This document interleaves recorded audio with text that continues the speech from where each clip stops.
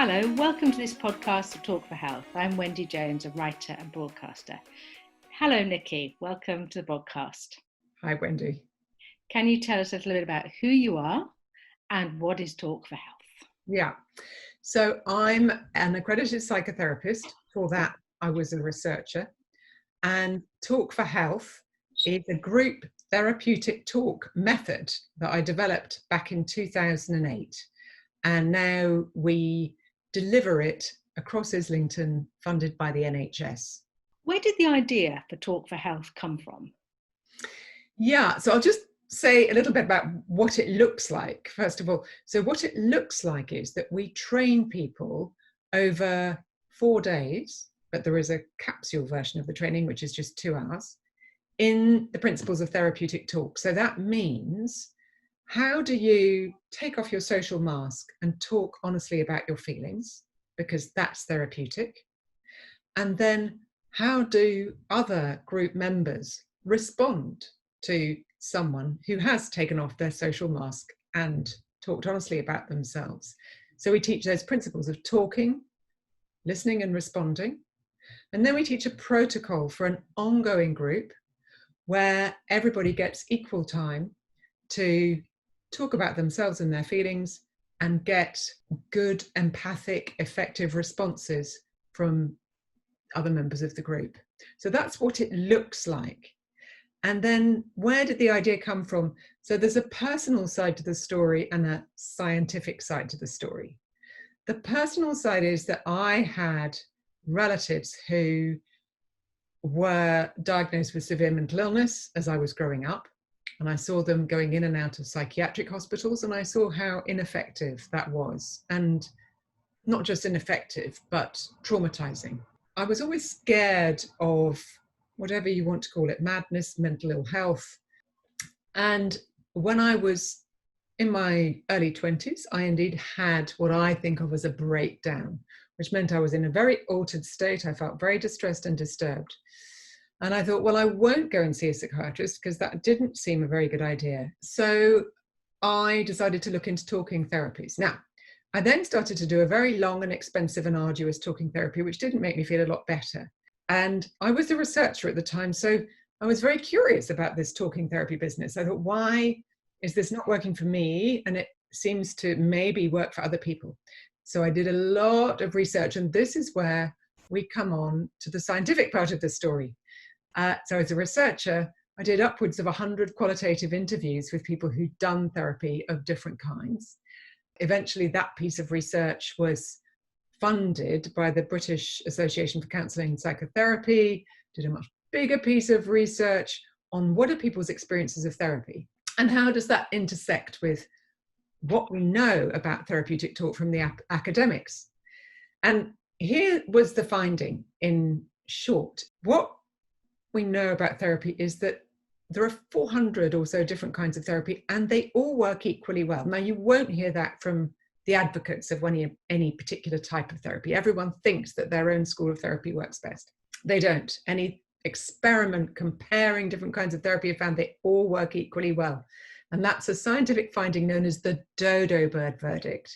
So the dodo bird in Alice in Wonderland judged a race, and he said, all have won and all must have prizes. And that's the case with psychotherapy. They all work. Why? They're very different. They have very different beliefs, very different practices. So the why is that they all contain the same basic ingredients. And that's a scientific finding known as the common factors. So all the therapies, I think of them as lots of different kinds of cake. So you have coffee cake and chocolate cake and lemon cake and carrot cake. But what makes them cake? Well, they all contain the same basic ingredients, which are sugar, flour, eggs, and some sort of raising agent. So therapies, they all contain the same basic ingredients, which is a space to talk about your true feelings to someone that you trust for a regular, allotted period of time. You've called Talk for Help therapy without therapists. People might feel skeptical about that. How is it possible? Yeah, so another piece of research looked at what happens if we send, say, 50 people to a psychotherapist once a week for 10 weeks, and we send 50 people to a reasonably empathic, ordinary person once a week for 10 weeks. And that experiment found that the people who go and talk to an ordinary empathic listener get just as good results as the people who go to see a therapist. That piece of research has been done over and over and over again. And psychotherapists didn't like it much, as you can understand. You know, they've done lots of years of training and so on, and so have I. Spent a lot of money on it, so have I. So why should an ordinary empathic person be just as good as a therapist? So academic psychotherapists started to repeat this experiment over and over again, because they said, well, it hasn't been done rigorously enough. You know, if we did it rigorously, this experiment, it would show that therapists work better than ordinary people. But the more rigorously they did the experiment, the more they found that ordinary empathic people did just as well as psychotherapists. So it's counterintuitive. People find it extraordinary to believe, but simply talking and listening in the right way between lay people is as effective as therapy. What effect does it have for the person who's being listened to? So the person gets listened to and responded to within Talk for Health.